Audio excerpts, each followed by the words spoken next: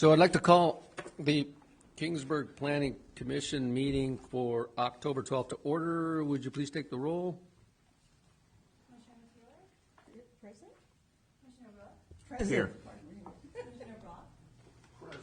Commissioner Gonzalez? Here. And Chairperson Hurd. Present. We have a quorum. Next item is public comments. Any person may directly address the Planning Commission at this time on any item not on the agenda or on any item that is within the subject matter jurisdiction of the Planning Commission. A maximum 5 minutes is allowed for each speaker. Not seeing anybody in the audience interested in taking advantage of this opportunity.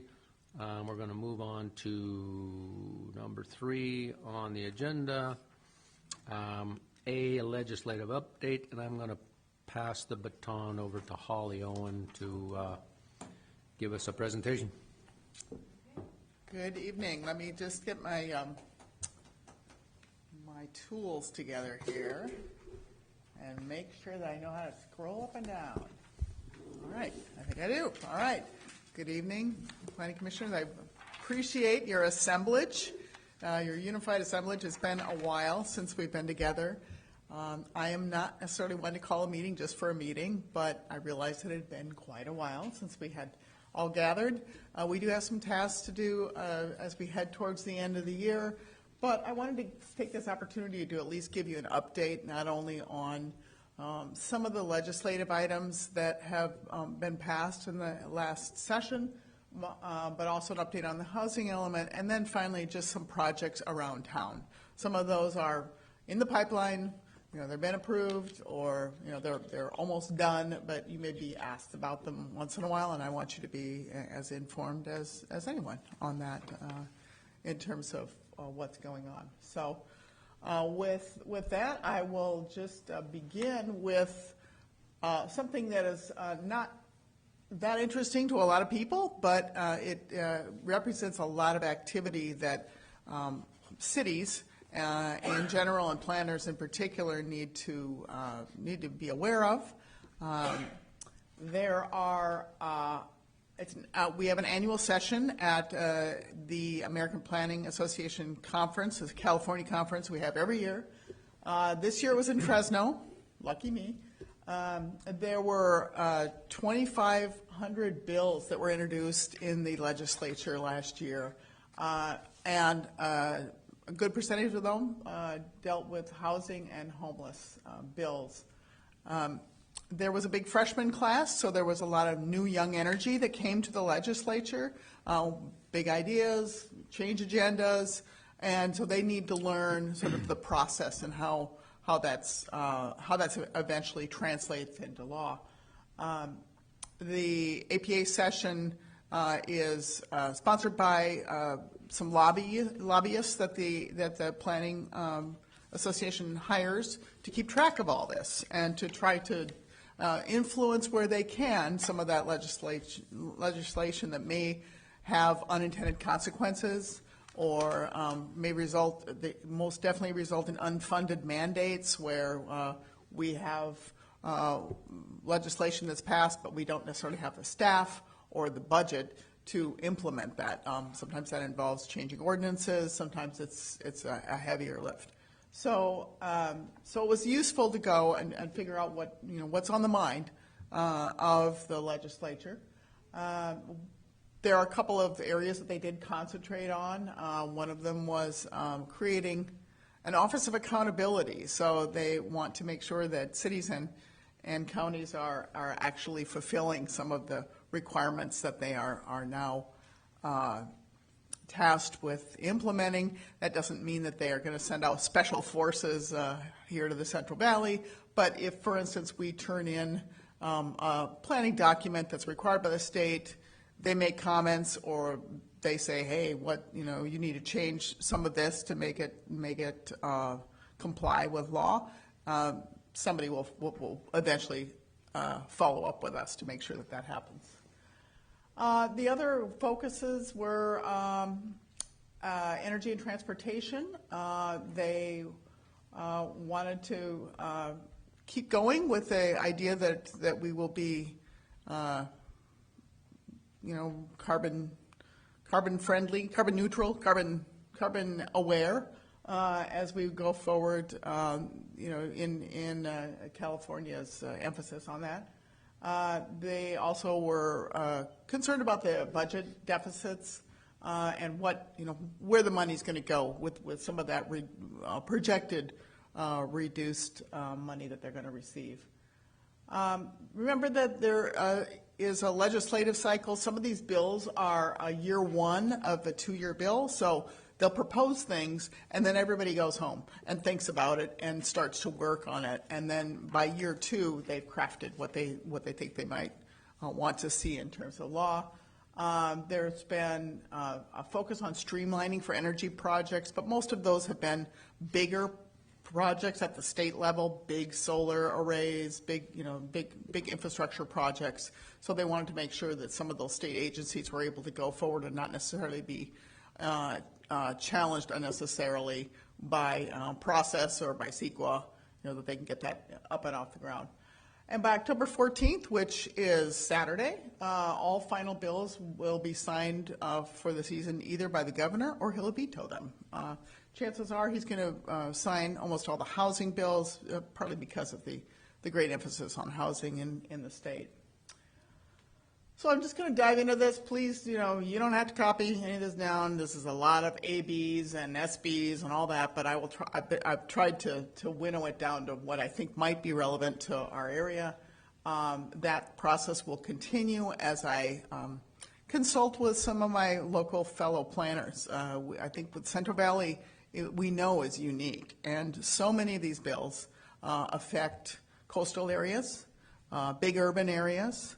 They trickle down to us, but we don't actually, we're required to follow them, but we don't actually think that it's very likely that we will see much that will come of that. So I think we'll have a priority list, sort of a local priority list to see what kind of ordinance changes we need to make and which bills we probably will just say, well, that's a good idea, and we probably will not be affected by them.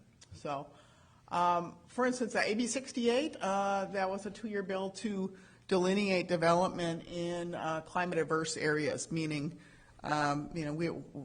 when can you start to rebuild in like a high fire area or an area that's been prone to flooding over and over again. We are a nation of property rights, and in the past, we've certainly not put any limitations on rebuilding, but there is an understanding that maybe it's time to look at how dense you can rebuild an area that's been affected negatively in the past by big climate actions. We don't have that particularly at this point, knock on wood, in the Central Valley, so that's not anything that would necessarily affect us, but it shows their concern about development in areas that are sensitive and from a climate impact. The SB 450 was a cleanup of a bill that I mentioned last year. It was a lot split bill. We were a little concerned about that SB 9, but we haven't actually seen any applications come in, and neither have many of my colleagues in the area. So although it's on the books, it's legitimate. That's just an add-on to clarify some of those issues that have come up when people tried to implement that bill. AB 1633 limits the cities and counties who were requiring studies, technical studies, environmental studies that were sort of above and beyond what might have been required for the project in an attempt to slow a project. Not necessarily necessary for areas like ours, but I know that on the coast that may have been something that is going to at least speed some projects along. AB 1490, streamlining approval of hotel motel conversions to 100% affordable housing.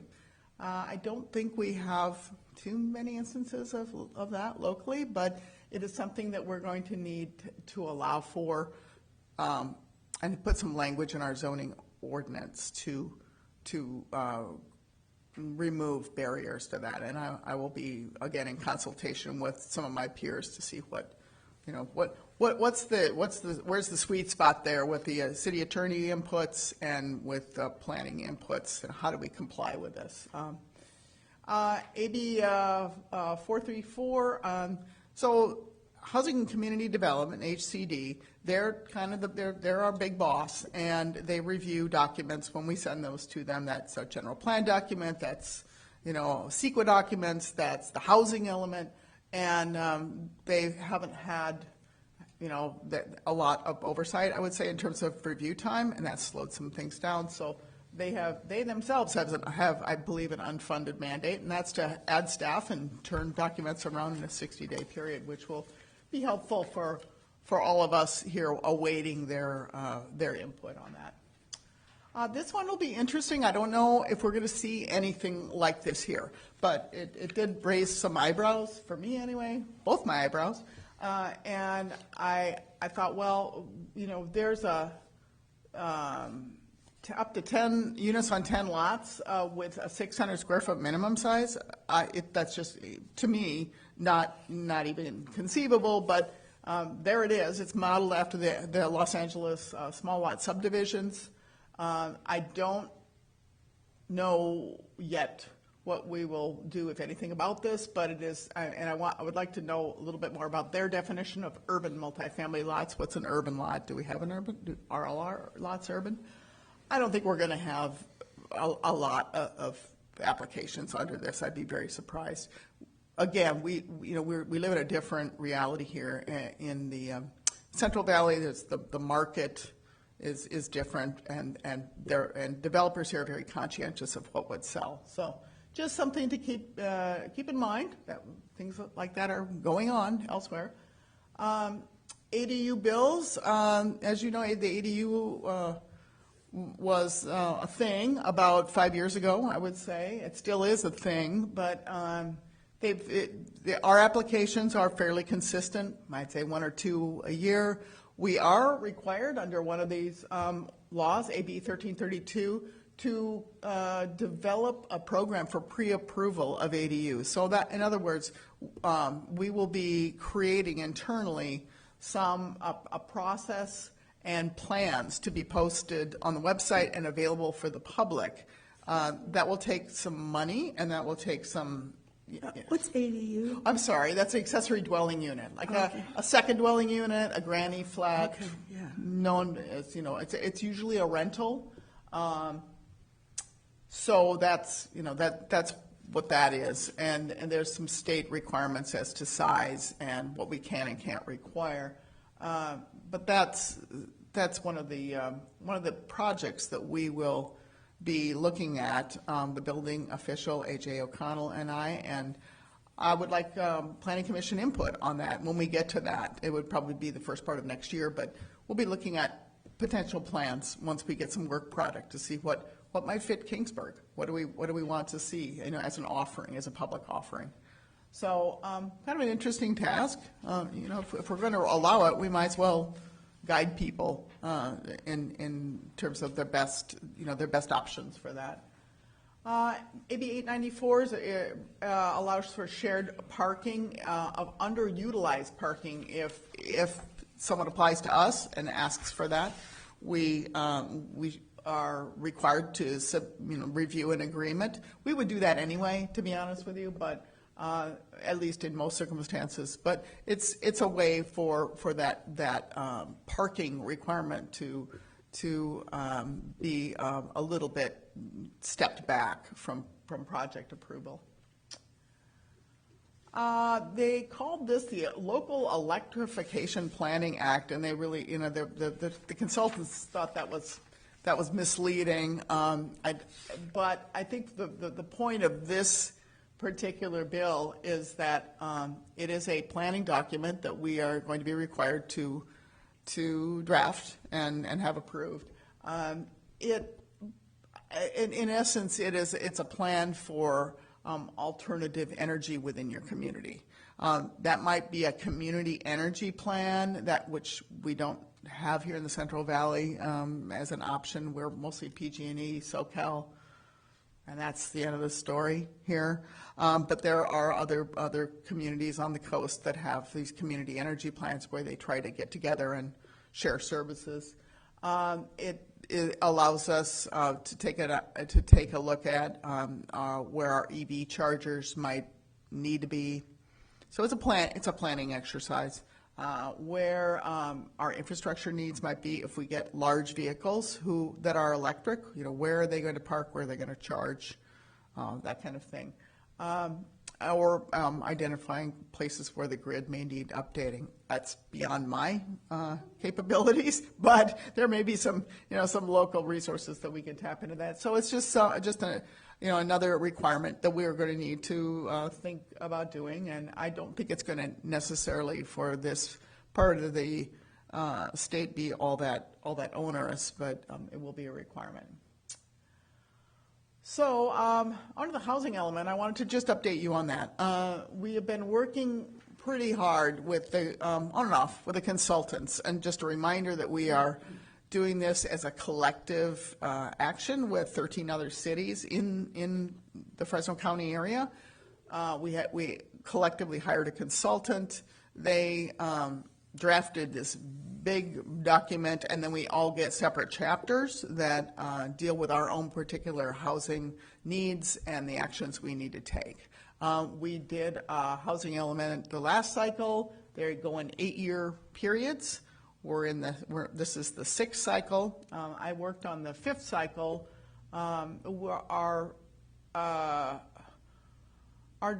We had workshops last year, and we released the draft document.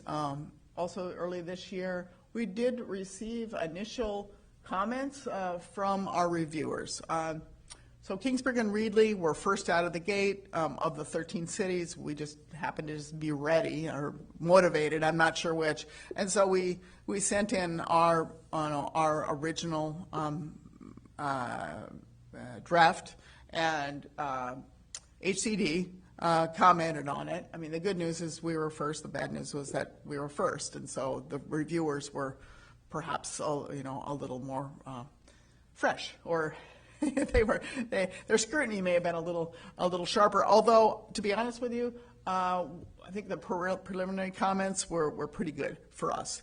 I was a little concerned about our growth management ordinance, that was going to be viewed as a barrier or an obstacle to housing. And at this point, I don't think that's. I think that's off the table. So that's really good for Kingsburg.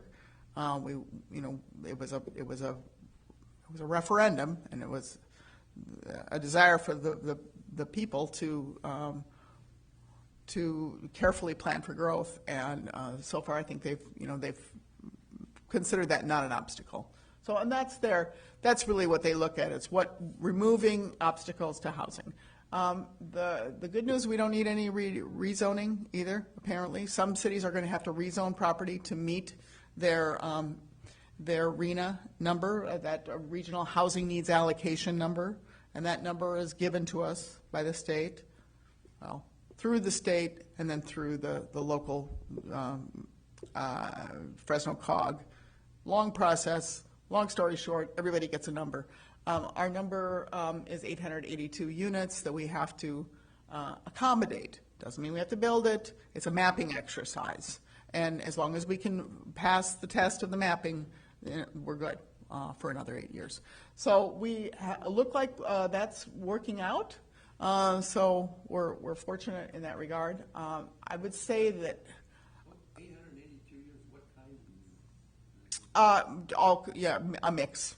And mostly it's divided by market rate all the way down to very low income. So, we have managed to make that, and we've made that in the past. So I have pretty good hopes that we can do that.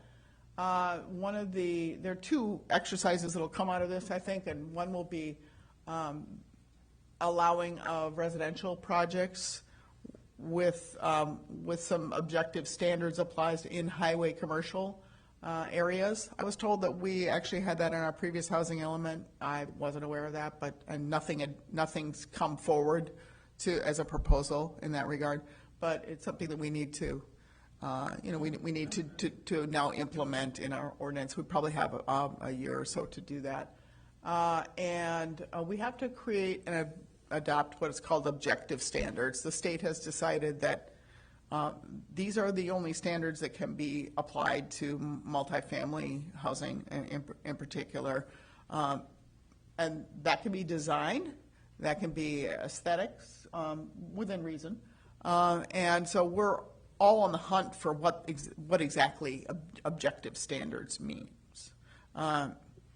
And that list is being compiled. I've got some examples from elsewhere in the state, and that will be something that we'll work on together, and then we'll adopt. So projects that would ordinarily just be approved will need to meet these and as their path to approval.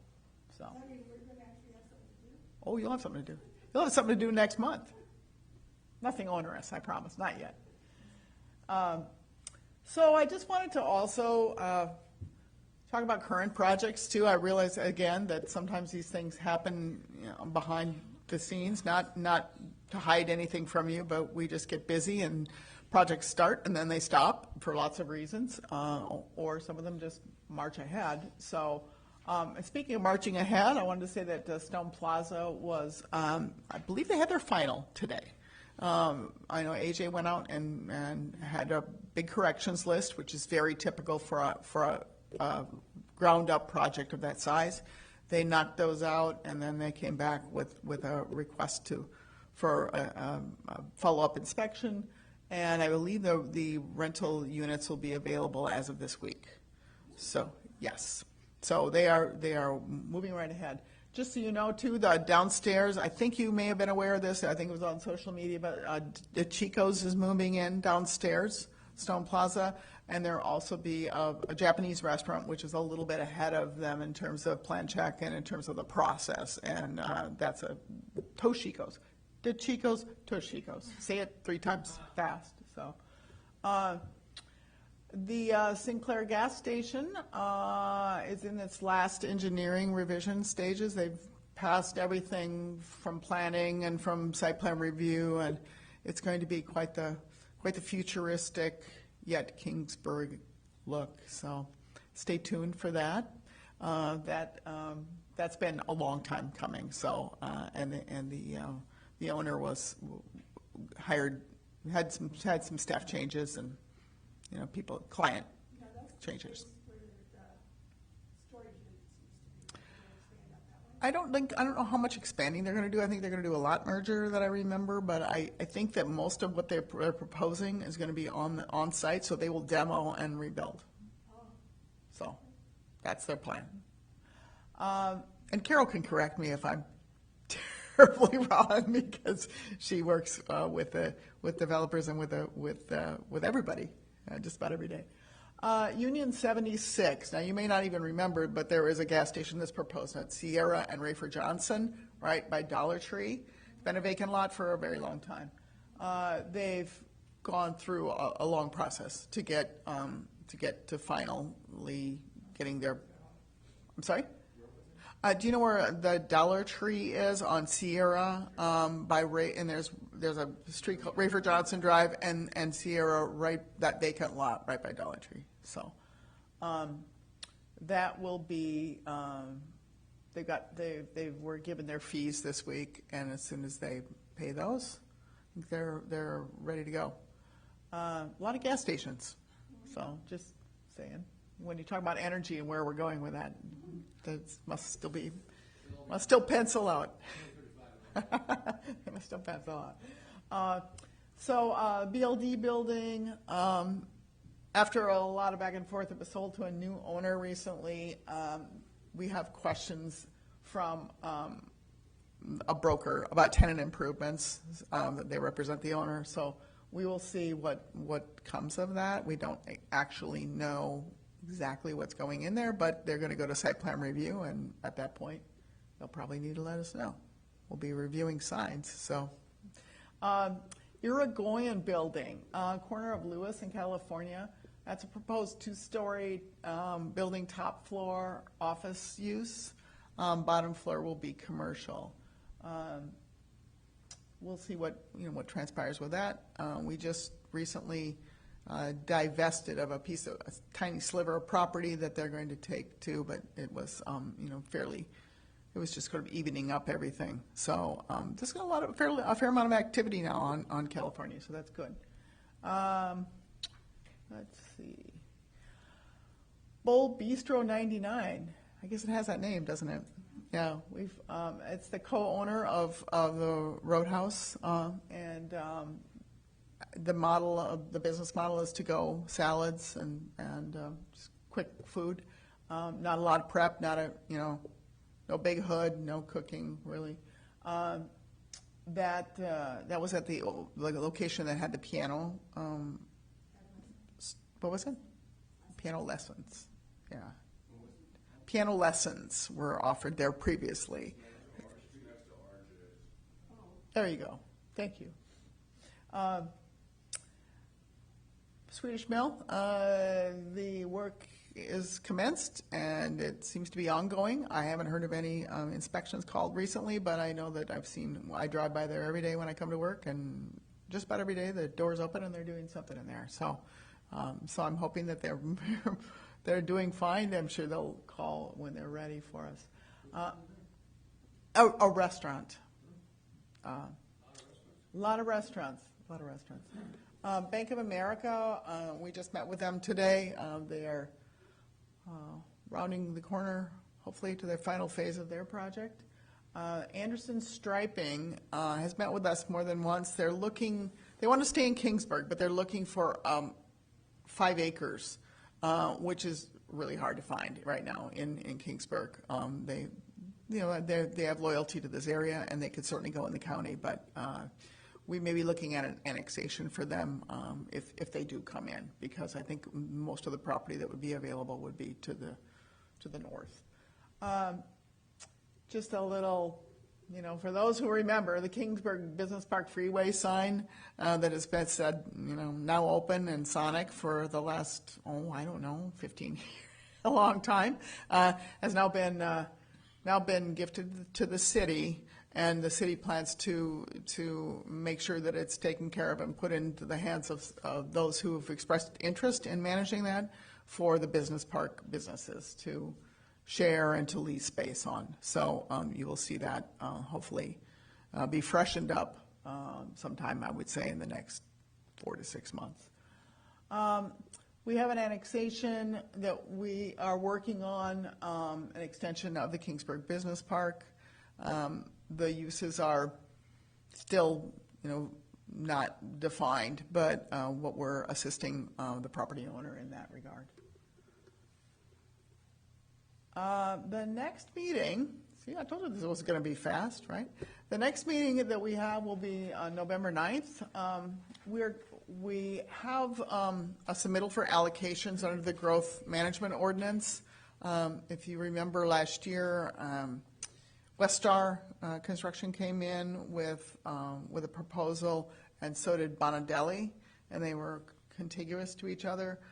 Now Bonadelli has exited that, and Westar bought that property, so so the whole application is Westar's.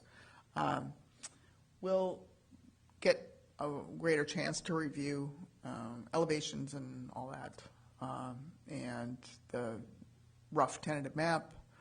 We're still talking with them a bit about the map, but that's queued up, and per the ordinance, at your first meeting in November, you need to meet, and then there's a ranking and rating process. There's only one application, but we still need to go through that, review it, and give recommendations to council, as that's how they get their allocations. We have a required training, Brown Act training, and I think we're a little behind on that. It's been a while since, Barbara, have you ever taken Brown Act training? No, I probably not on the computer. There may have been ethics training on the computer. They may have talked about it, but I think it's usually given by the city attorney, and it's a presentation. So, well, it's been a while for a few of our bodies. So although I was ready to pull that into the November 9th meeting, I think council may need it too. So we're discussing internally when that may happen, but that'll probably happen in the next couple of months. And that is the ethics training that I think you may have gotten an email about. Christina asked me to remind you all to look in your emails from September 7th. She sent you a link. I don't think it's all that long of a training, but it is long. I can't remember. I'm sorry. I'll give you. I'll take your word for it. It takes a while, but it's one of the requirements for serving on a body. So if you could do that as soon as you can, that would be very much appreciated. And the last item we have is the Quick Corner conditional use permit. It's not ready for your deliberation. We're still working with them. The owner is trying his best to fast track this process. He wants it up and running and making money again, which we understand. He has rebranded, at least at this point, with Gulf Oil Company. So if you drive around some other areas, Fresno, I'm thinking, or other areas, you're seeing these Gulf stations that have come up recently, and that's what he plans to do, which will be a good thing in terms of his canopy signs and hopefully his gasoline price sign and that kind of thing. And he's working with a local firm to try to get his plans to comply with what are now some newer requirements. I mean, he was his project, his business was grandfathered in a long time ago, and there are some new requirements that he needs to meet for today's standards. So we're just in discussions with that, working that out. And it may be December that will come with the CUP, or it may be a little later. It depends on his design team. So with that, I am available for any questions. I hope that's a lot, I know, for y'all, but let me know if there's anything I can answer, and this concludes my report. What's happening with the sports complex? Well, I know that there was consideration about annexation of that land, and I also know that there were strategic goals that were discussed and are in the process of being set by council. The sports complex was discussed at that point, and I think there is some concern at this time about ongoing maintenance and funding for that project. The funding does come, are we going to try to annex the property to Tulare County? I don't think that either of the properties are in Tulare County. I don't know where it's going to be. Right. Everybody's told me wrong. It's to the east of the city, but not in Tulare County. It's in front. No, it's east of Madsen. That's Mm-hmm. Stroud. I thought that was Tulare County there. I don't believe so. No, I think it's Fresno. Tulare County's, yeah. If you look on our map as you leave, there's a Tulare County Fresno County line. You can see. Yeah, it does. It's a funny cut, but yeah, it runs diagonally from southwest to northeast. So, does that mean that big old house is in Fresno County, the one that's got the berries? It's on the north side of. Any locals want to chime in here? I don't know.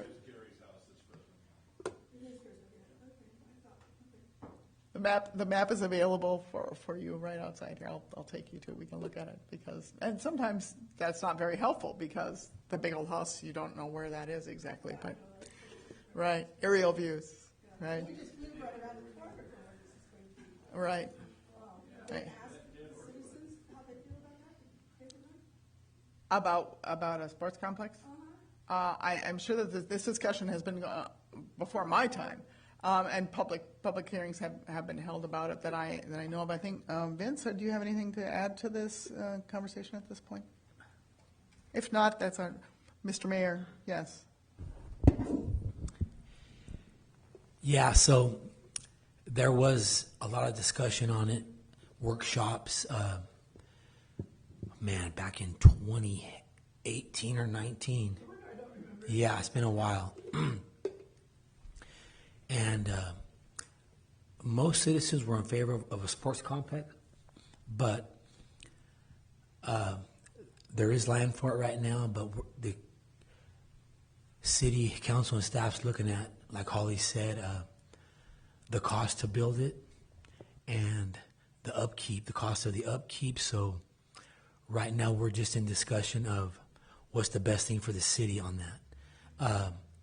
And yeah, there has been, of course, there was a few complaints from nearby residents, that, hey, we don't want a complex there. But very few complaints. Most Kingsburg was in favor of it, Well, of course, people in other parts of town wouldn't mind. Yeah. People that are right there that are getting the impact for that. But right now, it's just discussing on the cost and to build it and annexing it. So, right, okay. Thank you, Mr. Mayor. You're welcome. I want to thank, are you still there? Are you still there? Yes. Fantastic. Thank you for coming. We expect to see you at every meeting. Keep the board. We need you here to act as a liaison, because there's some information that comes out here that needs to get back to the city council. I'm not sure how it does. So I have a question. Before COVID, the city used to sponsor city council members to attend League of City meetings. Did that ever come back?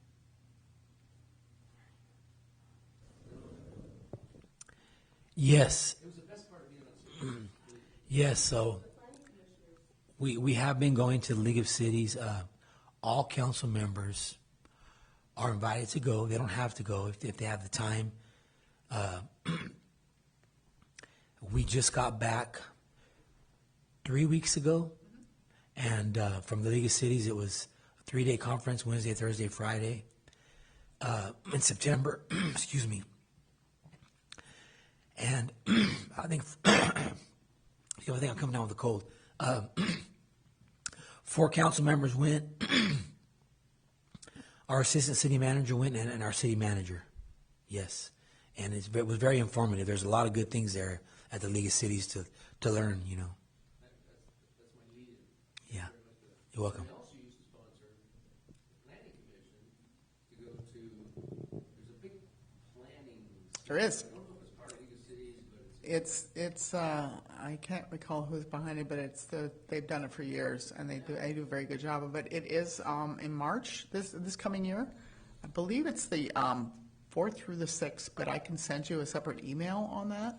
And we do sponsor anybody who wishes to attend. I will have to look at my budget, but I think if you're interested, I'm sure we can make that happen. And I'd like to go, so if you can, these two I things, will. up with the city manager and say, let's bring back what they used to do. It is very educational, very informative. So, the planning commission or whoever members want to go, we could have that option. It's in Long Beach this year, so just. Yeah, we'll talk to staff about it. Yes, that sounds good. Yeah, I'll definitely get back with you on that. It was mentioned to me, at the APA conference, but also I know I believe Christina may have said something about it too. So we will see what can be done and gauge a level of interest. I would appreciate that. The other thing I wanted to active was 90 or 50 or 60 that came out where the city had to allow every lot to build granny flat if they wished to. They couldn't stop. They couldn't stop residential lots from adding. I'm being really vague here. It was like a couple of years ago. I can't remember the name of it. I don't know the act. And is that still? Are the wheels still on that car? Yeah, it is. Yes, the wheels are still on that car. It is state law, and we do what we can to make sure that what we can require is implemented. Again, I've seen probably of the ADUs that we have permitted or that have been inquired about, some of those are garage conversions. And even though that might give you a little heartburn to hear that, they need to meet building code standards like any other building. So, you know, unfortunately, the downside is that ADUs, when you put in an ADU or convert a garage to an ADU, you are not required to replace that parking. So you will get more visible cars. You'll get more parking, you know, in what you might have been your garage, and you might have put a car in it. Not everybody does that, but so yes, there still is a requirement that we consider it. You know, there are some areas that are constrained, and you know they won't be able to build the ADU, a big ADU, or they might have to do what is called a junior ADU, which is basically an add-on to your house that meets certain requirements for exiting and for building code and for size. But you could add on a bit to your house, rent it out, and you wouldn't necessarily have to replace parking, or you might get a bit of a break on impact fees. So I don't actually think in Kingsburg's case, you still have to remember that there's a price per square foot, and people who are building brand new from the ground up residential units are still paying, what everybody else probably pays for more or less a little custom home in your backyard. So I think that's a bit of a deterrent to some folks, but I don't necessarily think that it's it's a negative. I think that there are different ways to live, and that's our society now. Some people are using them as home offices. Some people are all the kids that never seem to leave your house. So those are or just for passive, just rental income. So. There's that one, and I'm looking at SB 684 small lot subdivisions, and these are there's more and more of these coming out where it's a mandate for the city to allow people to build extra units on their existing residential lot, and the neighbors can't stop it, even if it's painted bright orange. It's getting to the point where there's more and more of these things coming out. I forget the names of all these laws, but there's more and more of them coming out which allow this kind of thing to be built. And as I recall, the only thing the city can require, they can't stop the project, they can't stop somebody from building an extension to their house and painting it to orange and heliotrope, even though the neighbors complain. You can't stop it. But I think the city has the ability to set design standards.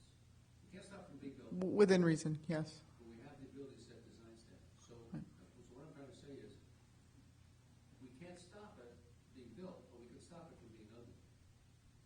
And that's still a fairly powerful tool.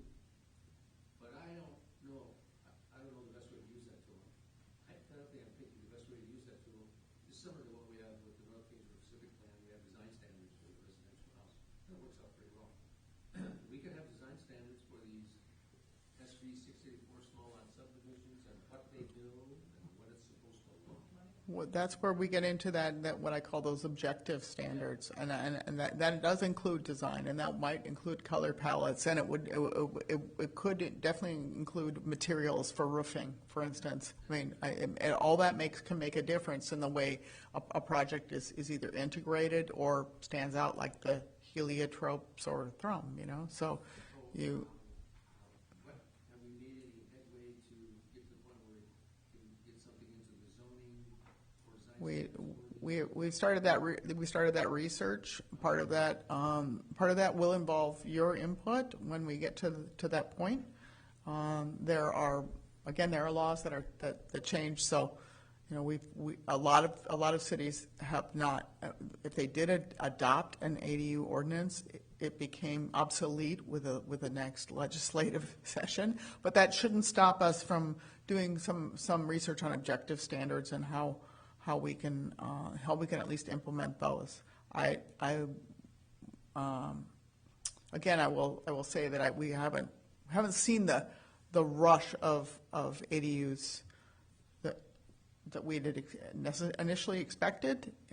Really, I think anywhere in the state, the places you really do see many of them are in the city of LA, for instance. I mean, so like a fifth of their building permits for a while were ADUs. Well, why was that? It's because they're so constrained. They don't, and they need to, and that's a moneymaker for them too. So they were early in on the game to try to figure out what to do there. But for many cities, we aren't really seeing, it's a handful. We aren't really seeing any big impact. But the time to create those objective standards is now. So. We need to get the standards in place before the building starts. Yes, you can't apply the standards after. No, it doesn't work. That won't work. Right. Keeping in mind that you said you've had roughly 1 or 2 per year, and this has been out for almost 4 years Yeah. now. And there's still setback rules that have to be followed. There's still building controls that have to be in place. Height restrictions. And so if they're going on to not the garage, they're going into the backyard. So they're not dumping these out in the front of the house. Where I won't say that it's not important, but I don't know that it's critical that we have to jump on it immediately. There's a lot to unpack just in terms of what we can and can't do. And I think the more we work on that, the happier we'll be with what we have at least to offer over the counter. And the encouragement of us to do that will be these, the efforts that now the state are requiring for us to actually offer plans, offer a path that we hand to people and say, here's your, you want to build an ADU, here's your guidelines, here's your packet. The city of San Diego, a lot of those cities already have that in place. Yes, they do, but it's been driven, partly by need. So we've been. Does the lot have to be a certain size to qualify for that type of dwelling to be built on it, or do they just have to have the minimum square footage? Well, most of our lots are fairly large here, and I think people are cognizant of not necessarily. There have been occasional individuals who wanted to add a number of buildings onto their property, and we have to tell them no. That's we have a lot coverage requirement that doesn't necessarily apply to ADUs, but it does apply to other buildings. So. So far, we haven't seen anything that I think is worrisome. But we need to do what we can to put them in places that are appropriate, and have them be compatible with the neighborhood, not too high, not too, not too intrusive. And that's not really So. Kingsbury, the state of California is dictating how high they can build. Yes, although it's been fairly reasonable, I would have to say. So we're just and we have the authority to say, like, well, if you're going to build it that high, you can't have any windows that overlook the other property, in that direction or that direction. So we have some leeway anyway. We really haven't had anything that's caused us a lot of concern so far. AJ O'Connell is a very diligent follower of the code, and he and I have been talking a lot about ADUs and what where we're going to head with this. So I feel like we're in good hands, and we're going to have product that meets life safety requirements, and it will also we'll do what we can to create that product that is compatible with the neighborhood in general too. So my last concern is probably more my concern than anybody else, but I want to run a planning commission to see if they also have a concern. It's the hypothetical situation we have now where new residential projects can be dropped on the front counter, and the usual process is it goes to site plan review a number of times. I guess it could go through site plan review unlimited number of times. And Holly and I have discussed this before, but I just want to run this by the planning commission.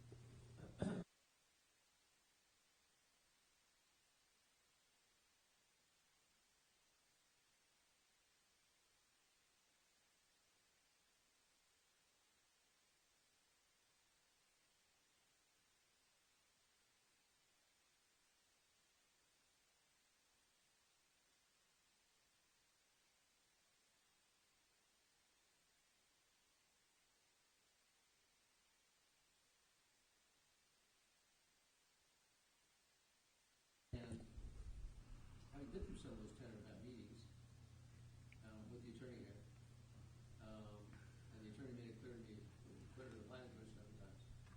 We cannot decline the tentative map. In other words, the expectation is that when it gets here to us, it's gonna be passed. That's the expectation. Everybody's had their input into the project, through site plan review, and the expectation is when it gets here, it's gonna be passed. And we cannot, we're a quasi-judicial group at that point. We're more of a quasi-judicial group than a planning commission when we get the tentative map here, we're supposed to approve. And we are not allowed to change it or deny it, unless we find some law that's been broken in the development of the tentative map. In other words, you have to get it returned. If we can't come up with some law that's been broken during the development process, it is expected that we will pass it. Okay, that's a problem for me, because in that process, the planning commission gets no planning. There's no planning for us. We're here to approve a tentative map that's been planned by everybody else. And I don't care for that too much. We have people on the planning commission with some experience in planning, some knowledge in planning. And I think that experience and knowledge could be put to better use than to put a stamp of approval on a tentative map that we haven't even seen until it arrives at our desk. So I don't know how to change that. I don't know how to rectify my concern that we really do. And let's say we get a tentative map comes in and we look at it and say, there's not enough roads. There's not enough roads in this project. I mean, there's one road coming in, people are all gonna be stuck at the stop sign, or some other design problem that the developer was able to exploit and into his project, but because it's not specifically addressed in our zoning, he's able to get that in, and the site plan review didn't notice it. So I don't know how to change this so that the planning commission for these residential projects can do more planning input. Because under that scenario, we don't do any planning. We do approval of tentative track plan. So I'm gonna leave that with you. I don't know if the other planning commissions care about this issue. I do, because I like to be able to look at the map and say, you know what? There needs to be a road over here, or we need something. Because as I found in the past, when these proposals come in from the developer, they're built for the developer. They're not built for Kingsburg. They're built for the developer. The developer has made up that plan, which is the best for him in terms of the most number of units he can get in, the most amount of profit he can make from that development, and if it so happens that the most amount of profit and units, it means eliminating all the roads, then that's what he'll put on the front counter. I hate to say it, but when the developer puts that plan on the front counter, it is not necessarily the best plan for Kingsburg. I've seen that in the past. And if it slides through site plan review and comes to us, and I'll tell you, I'm looking at it going, what's this? Too late. It's here for tentative approval for tentative map. You expected to approve it. It just drives me crazy. Me too. It's fucking crazy. Because we don't get any input from the planning process. Well, I hear I hear your concerns. I do want to remind you too that Kingsburg, in its wisdom, had a growth management ordinance passed. Allocations come before a tentative map approval. Allocations come to you. There is a ranking and a rating of features, amenities, infrastructure, all that, and the developer needs to lay out all that and in a narrative, and then we take our first cut at it. I do, and the city engineer does, but mostly it's me to look at that, and then you look at it. So you will get a chance to at least raise some of those questions, or have the developer talk through what's being proposed. That's their time to talk with you before even the tentative map. I mean, they have to submit a map, but it's not a final tentative map. It's a more or less a conceptual that may turn out to be the exact map, but there's room for input is what I'm saying there. So. Prevent the developer from coming to us with a conceptual map for our input. I'm not sure what the process would be on that. I would have to check with the city attorney, but that because you are a recommending body, that would that would be, how would that work in the process? Would that? And that's where the attorney and I butt heads. Well, and I'm not saying that's not possible. You're making the final decision. You're the body making the final decision to approve the tentative map. The intimation is you shouldn't have any input on the project before that comes to you. But the city council is in the same situation. I mean, frequently these maps can come in front of the city council, so maybe they shouldn't have any information on it.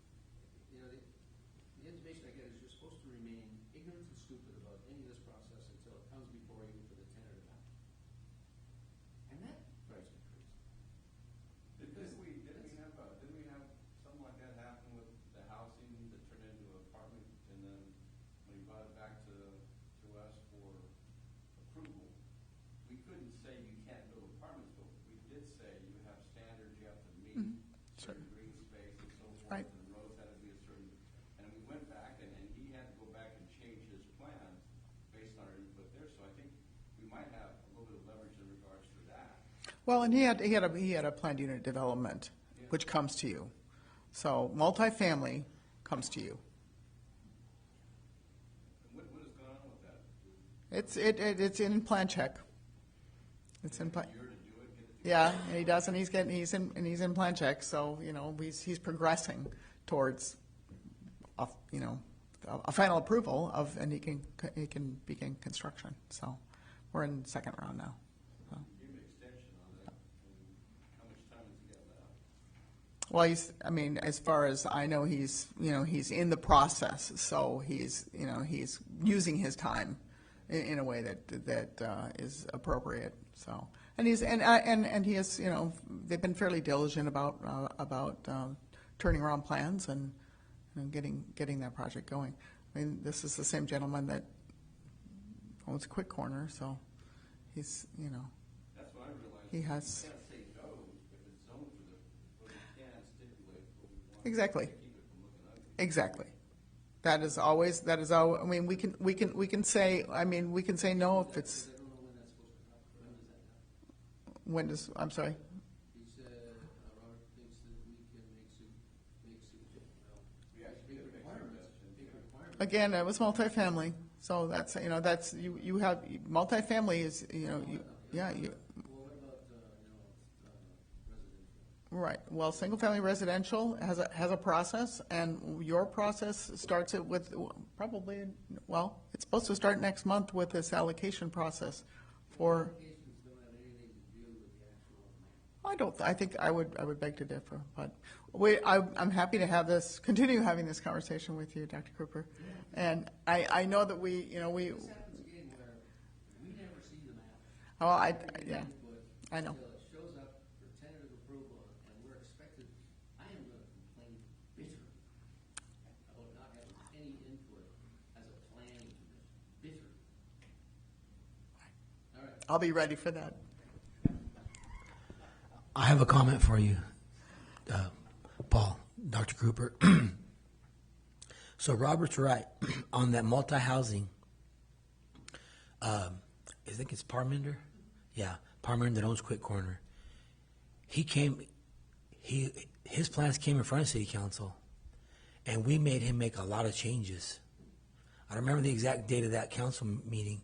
It's been at least a year, probably 2 years ago. And we made him make a lot. We told him, these trash bins, we don't like the way they look. We don't like the position they're in. He had to pull some of his apartments out. But that is true, Robert's true. Council did make him make changes because we were not happy with his plans. On the, on Academy, I believe. 10th. Yeah. Yeah? Well, correct me if I'm wrong, but that, as usual, went to site plan review.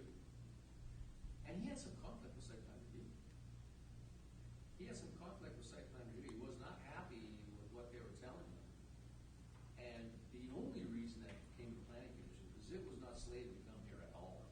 It was going through the site plan review process, but he had some conflict with them. And he said, you know what, I got a conflict with you guys, I want to go to the planning commission. That's how it ended up here, is because he demanded. Well, that may have been what he wanted anyway, and I think he actually mentioned that to me at one point, but the process would have brought that to you regardless, because it was it gets processed as a planned unit development, and that's your authority. When would it come to us so that we could make changes? You did make changes. You made lots of changes, and that was your purview. Was We it? did, because site plan, he had a conflict with site plan review. No, it would have happened anyway. Yes, maybe, but it would have happened anyway. And by the way, before my time. But Yeah. I will say that that's how the process works. It's initially it's always site plan review, because we're talking about some really basic things sometimes. Where do you put the sewer? What was the fire? Look, what does fire say about this? And then the drill down and the deeper dive comes with you all for multifamily. So. Well, now that I got this door open, I want to give you another example. This is an actual meeting we had years ago. There was a project, it was a residential project, and the people in the neighborhood were not happy with it. And they came to us for, Ted and Matt, we had a public hearing.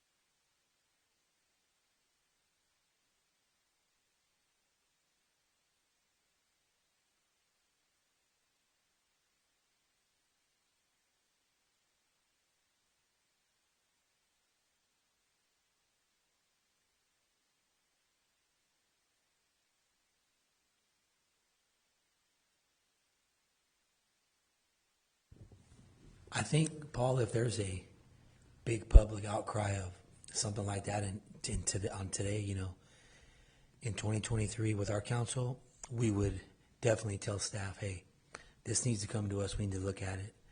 And we need to, talk about it with staff. And Well, as I said, if it happens again, that's what I'm gonna say. yeah, but, Before the meeting even starts, I'm gonna say, no, we can't choose this. and that's what happened with the multifamily a couple years ago. There was, because I remember, I think I spoke on that meeting on the phone. I called in, or I heard there's a lot of people called in to your guys' planning commission meeting on that multifamily, and there was a lot of public outcry on that. So it did come to council, and we did make changes. So I think in today's world that would happen again. And then the main thing I wanted to let you know was that on your concern with site plan, I talked to Alex about this about a year ago, or maybe a little less. He told me the public's allowed to go to the site plan meetings. Public's allowed to go to site plan meetings to my memory.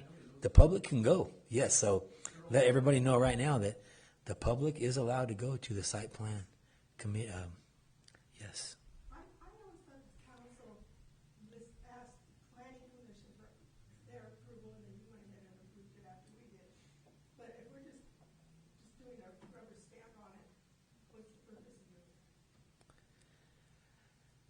I'm not sure about a rubber stamp, but Well, we don't have a chance to deny it. Yeah, I would say that your comments are taken up to the at the council level, and they listen to those, and as far as I know, that's always happened. So if you have if you have concerns, that is in the staff report that I take to council when a map moves on, and it's also discussed internally if there's a situation that I think needs to be addressed, then it's brought.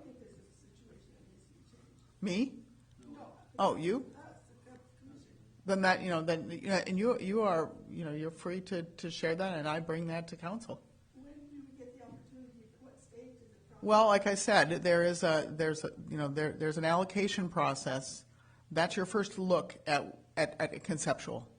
And that actually. There's a map. There's a map. It's a rough map. There's maps. There's elevations of the houses. Yes, there is. Well, you will with this new package, and that's part of the requirement of the allocation submittal. So, and you can make comments at that point. I mean, if they meet the requirements for allocations, I will come with a recommendation, and it will move forward. So that's how that works. That's the first. They're asking for basically the permission to move forward into the tentative map stage. Do me a favor. Ask the attorney if when it comes before us for the allocations process, if we're allowed to also discuss the map. He may say no. He may. It's an allocations meeting, you're only allowed to address the allocation. I will do that. He may say that. I will do that In which case, before you see it. it's for us again. I will do that before you see it. With that, are there any more comments or questions? Thank you, Holly. Good. Thank you. I appreciate your time. And we will.